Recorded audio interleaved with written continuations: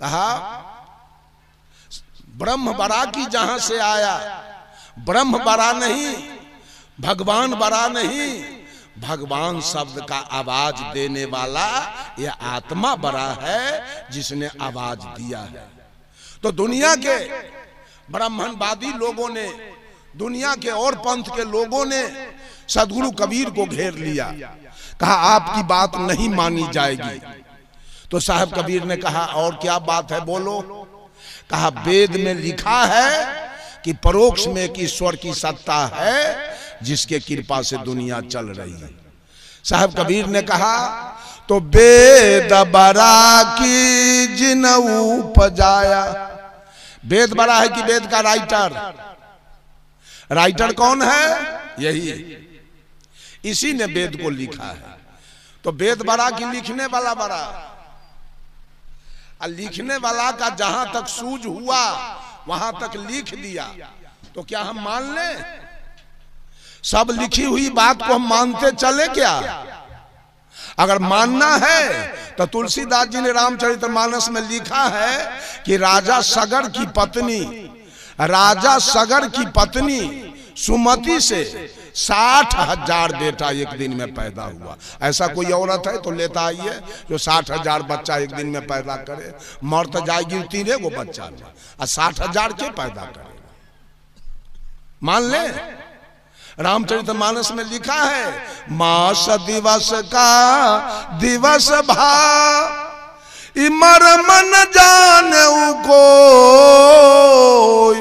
रथ समेत रवि था के निशा कवन विधि होई। जब राम लक्ष्मण भरत शत्रुघ्न चारों भाई का जन्म हुआ तो पूरे अयोध्या में जन्मोत्सव मनाया गया। और जब राम का जन्मोत्सव शुरू हुआ तो ये सूरज 1 महीना तक आसमान में खड़ा रहकर राम का जन्मोत्सव देखने लगा। बेचारा भूल गया, सूरज डूबने नहीं गया। परिणाम हुआ कि 1 महीना का दिन राम के जन्मोत्सव में हुआ। ये सूरज जन्मोत्सव देखेगा जी? बोलिए बोलिए, सूरज जन्मोत्सव देखेगा? ये रामायण में लिखा हुआ है। मास दिवस का दिवस भा, 1 महीना का दिन हो गया राम के जन्मोत्सव में। ये मर्म न जाने कोई, इस मर्म को आदि कवि वाल्मीकि जी भी नहीं जान पाए।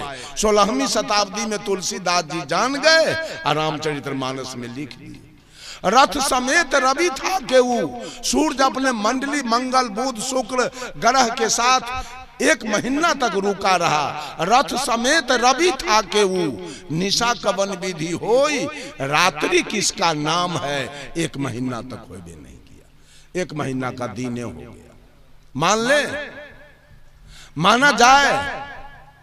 लिखा है रामचरितमानस में कि भगवान राम श्वेत बांध रामेश्वर बांध के लंका गए। और रामचरितमानस में लिखा है कि अगस्त मुनि एक चिरुआ में उठा के समुद्र को पी गए। तो साहब कबीर पूछते हैं श्वेत बांध के पार गए सीता के भरतार, ताही अगस्त मुनि अच गयो इनमें को करतार। ऐ दुनिया के लोग, तुम्हारे रामचरितमानस में लिखा है कि सीता के पति, सीता के दुल्हा राम श्वेत बांध रामेश्वर बांध के लंका गए। और उसी रामचरितमानस में लिखा है अगस्त मुनि एक चिरुआ में उठा के समुद्र को पी गए। तो कंपैरिजन करके बताओ कि पुल बनाने वाला बड़ा कि पी जाने वाला बड़ा? कौन बड़ा? तो सब पुल वाला के फेर में पड़ल है, सब पुल बनाने वाले के फेर में है, पीने वाले के फेर में कोई नहीं है। साहब कबीर पूछते हैं गिरवरधारे कृष्ण जी, धौलागिरी हनुमंत, अशेष नाग सब सृष्टि संहारे, इनमें को भगवंत? बोलो गोवर्धन उठाने वाला बड़ा कि धौलागिरी उठाने वाला बड़ा कि पूरे सृष्टि को उठाने वाला बड़ा? तीनों में बड़ा कौन? और तीनों है ग्रंथ में लिखा। तीनों में बड़ा कौन होगा? सब है आज धौलागिरी वाला के फेर में, और सब है गोवर्धन वाला के फेर में। पूरे सृष्टि उठाने वाला के फेर में कोई नहीं है। कबीर साहब पूछते हैं, काटे बंधन विपत्ति में कठिन कियो संग्राम, मैं तो ही पूछो पंडिता गरुड़ बड़ा की राम। राम जब नाग फांस में बंध गए तो काटा किसने? तो गरुड़ बड़े कि राम बड़े? अरे कहीं तो सच्चाई बताइए। पूरे दुनिया के लोग केवल मानने पर लगा हुआ है, जानने की तो कोई जरूरी नहीं है।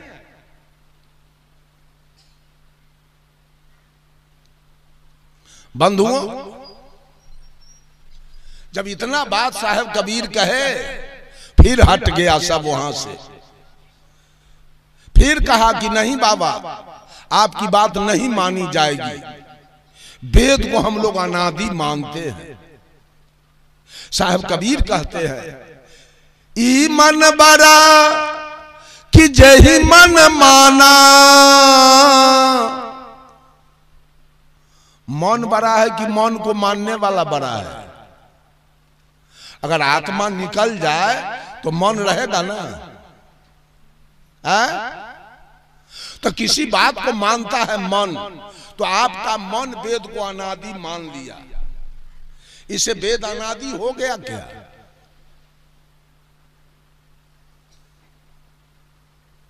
ये जीव निकल जाए तो मन रहेगा? तो बड़ा तो जीव है। फिर इन लोगों की बात कट गई, तब ये लोग क्या कहते हैं, बाबा छोड़िए सब झंझट को, हम लोग राम को अनादि पार ब्रह्म परमेश्वर मानते हैं। तो सदगुरु कबीर कहते हैं, राम बरा की राम ही जाना। राम बड़े हैं कि राम के पुजारी? अमेरिका में राम के पुजारी नहीं है तो राम का कोई वर्चस्व है वहां क्या? चीन में राम का पुजारी नहीं है तो राम का वर्चस्व है वहां? इंग्लैंड में राम का पुजारी नहीं है, राम का वर्चस्व है वहां? ऑस्ट्रेलिया अफ्रीका में राम का पुजारी नहीं है कोई राम का वर्चस्व वहां? सऊदी अरब में राम का पुजारी नहीं है, राम का कोई महत्व है वहां? बड़ा कौन होगा? पुजारी। पुजारी है तो आपकी चर्चा हो रही है, अब पुजारी न हो तब? अंत में कबीर साहब कहते हैं, भरमी भरमी कबीरा फिरे उदास। कबीरा मीन्स जीव होता है, कबीर मीन्स पीप और कबीरा मीन्स जीव। सदगुरु कबीर कहते हैं, सारे मानव सारे जीव सब औरत मर्द भरम में पड़कर, भगवान के भरम में पड़कर फिरे उदास, चारों तरफ का चक्कर काट रहे भगवान के खोज में। कबीर साहब तो यहां तक कह दिए, खसम बिनो तेली के बैल भयो रे, खसम बिनो तेली के बैल भयो। साहब कबीर ने पूरे दुनिया के औरत मर्द को तेली का बैल कहा। ये सब तेली के बैल है, सब तेली के बैल है। पहले के जमाने में तेली के यहां तेल की पेराई होती थी, उसमें एक कोल्हू होता था, और कोल्हू में एक बैल चलता था। वो बैल केंद्र में चलता था कि परिधि में? कहां चलता था? परिधि में। परिधि में दुख होता है और केंद्र में सुख होता है। धूड़ भर में 50 कोस का चक्कर काटा है बैल, बेचारा दुख काटा। उस तरह से सदगुरु कबीर ने कहा, यह दुनिया तेली के बैल है, ये सब सतुआ चिउरा पूरी ठकुआ खजूर लेकर और जीवन भर परिधि का चक्कर काट रहा है भगवान के खोज में, तेली के बैल के जैसे। कभी बैनाथ जाएगा, कभी जगन्नाथ जाएगा, कभी केदारनाथ जाएगा, कभी हरिहरनाथ जाएगा, कभी पशुपतिनाथ जाएगा, कभी अमरनाथ जाएगा, कभी गंगा में नहाएगा, कभी जमुना में नहाएगा, कभी कमला में नहाएगा, कभी कोसी में नहाएगा। सब चक्कर काट रहा है परमात्मा के खोज में। साहब कबीर कहे भरमी भरमी कबीरा फिरे उदास, खोजते खोजते हार गए, परमात्मा मिला कहीं, मिला कहीं?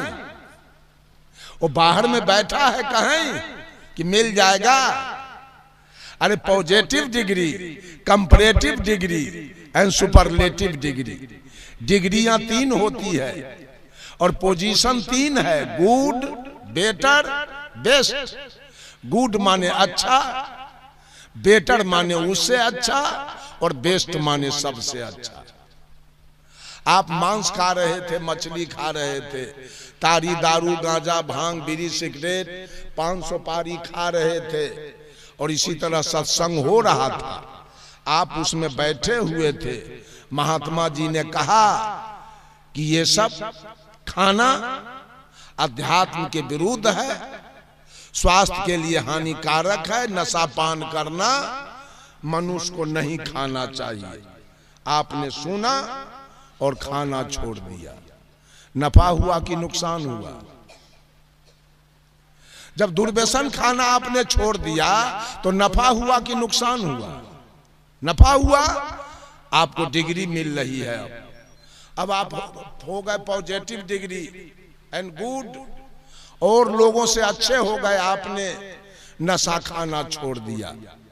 अब पहले थे आप पापात्मा, अब आप में सुधार हो गया संत जी के विचार को सुनकर, अब आप हो गए जीवात्मा as a positive degree and good, और लोगों से अच्छे हो गए, अब आप जीवात्मा हो गए।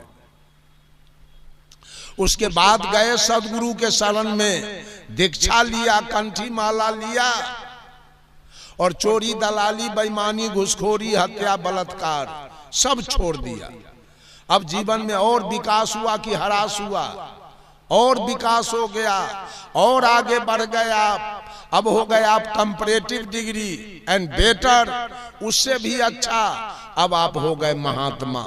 गौर कीजिए, आप थे पापात्मा, सुधार किए तो हो गए जीवात्मा, उसमें सुधार किए तो अब हो गए महात्मा। और महात्मा बनने के बाद निर्वैर, निर्भय, निष्काम, निर्लोभ, निर्मोह, मन और मन की कल्पना, बुद्धि और बुद्धि की तर्कना, इंद्रिय और इंद्रिय की भोग वासना, चित्त और चित्त की चंचलता से जब आप ऊपर उठ गए तो आप ही हो गए सुपरलेटिव डिग्री एंड बेस्ट, आप ही बन जाएंगे परमात्मा। परमात्मा होता नहीं है, परमात्मा एक डिग्री है। जैसे कलेक्टर की डिग्री विद्यार्थी पर उतर जाती है, वैसे परमात्मा की डिग्री आत्मा पर उतर जाती है। कबीर साहब पर परमात्मा की डिग्री उतर गई, भगवान बुद्ध पर परमात्मा की डिग्री उतर गई, वर्धमान महावीर पर परमात्मा की डिग्री उतर गई, विवेकानंद पर परमात्मा की डिग्री उतर गई। हम ही लोगों के जैसे जन्म लिए थे, वो लोग भी माँ के गर्भ से आए थे।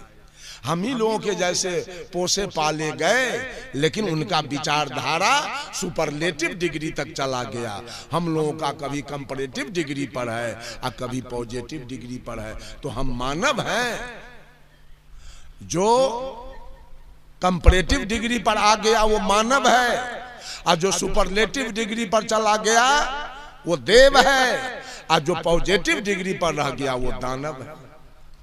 यही तो है, दानव, मानव और देव, तीनों पोजीशन है। बंधु, साहब कबीर कहते हैं, भरमी भरमी कबीरा फिरे उदास, तीरथ बड़ा की तीरथ के दास। तीरथ बड़ा नहीं होता है।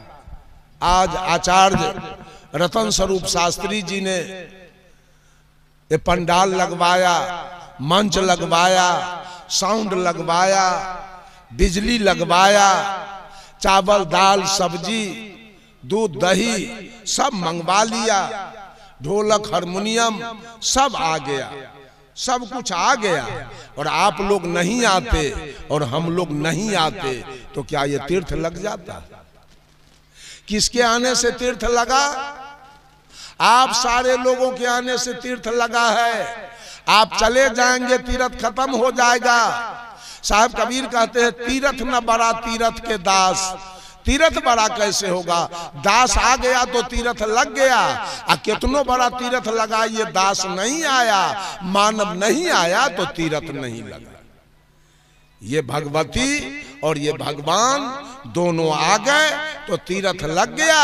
दोनों आसाम में चले जाएंगे, तीरथ उजड़ जाएगा, खत्म हो जाएगा। बंधुओं, मैंने कहा किसका भजन किया जाए, किसके भजन से हमारा कल्याण होगा, किसके नाम जाप करने से कल्याण होगा।